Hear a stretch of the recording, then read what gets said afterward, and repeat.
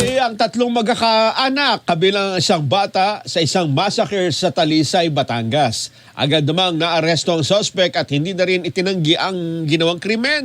Jim Tejano sa detalye.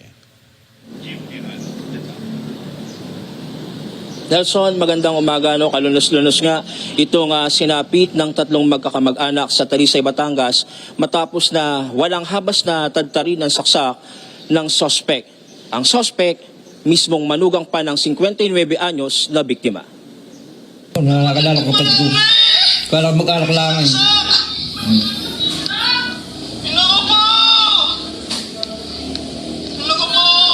Yan yung natutulog nakaligtas. Buhay pa.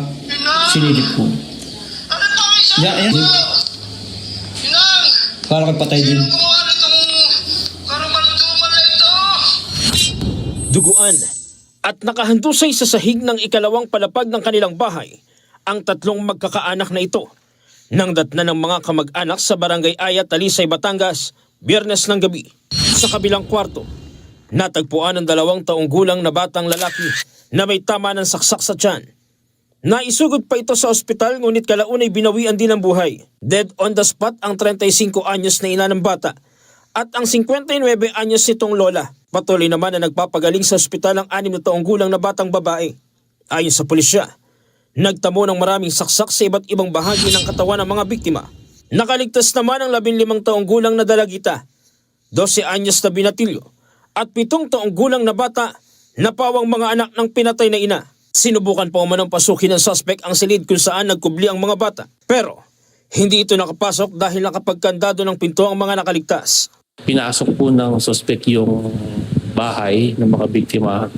Nanggaling po siya doon sa baba at umakyat sa terrace. Ang una niya daw pong sinaksak yung lola. Yung lola nga daw po ang ginawa, inarangan daw po siya para daw hindi niya mapasok sa kwarto yung mga bata nating biktima. So nakapagkandado po ng pinto ng ating mga survivors. Ang 2 minor de edad dumaan sa bintana upang makaligtas at makahingi ng tulong sa kanilang kamag-anak. Yung dalawa na medyo napasilip kung bakit nagkakagulo. Ay may tao nga rin nakapasok na nalaman na may tao diyan na nakapasok na sila. Tumakas na may bay sa gilid ng bahay na may katintutungan nakapagsumbong sa aming pamangkin na pinatay ng ganun na wala sa pag-iisip yata yun. Kahit yung isipin mo, patay mo siya ng 4 beses, kulang pa. Sa investigasyon ng pulisya, lumabas na posibleng may tinatangkang pagtakpan na krimen ang suspect.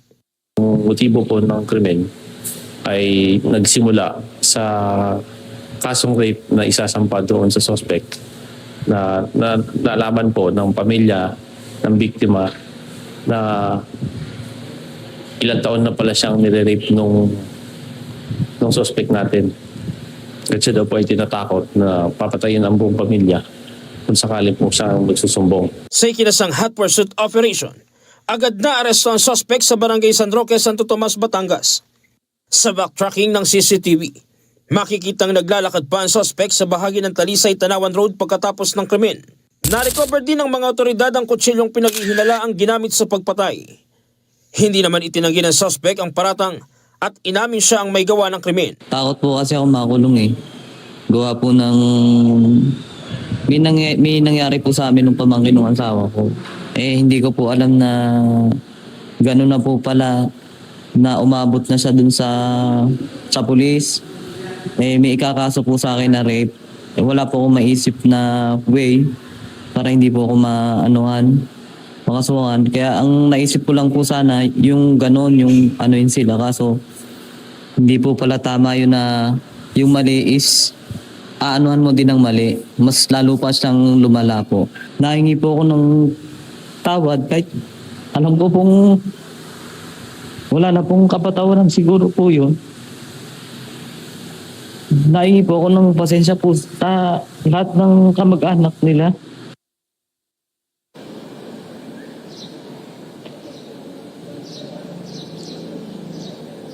Nelson, sa mga oras na ito, nasa kustodiya na nga ng Talisay Municipal Police Station ang suspect at naharap sa mga kasong 3 counts ng pagpatay at kasong frustrated murder. Nelson? Salamat. Thank you very much si Jimbo Tejano.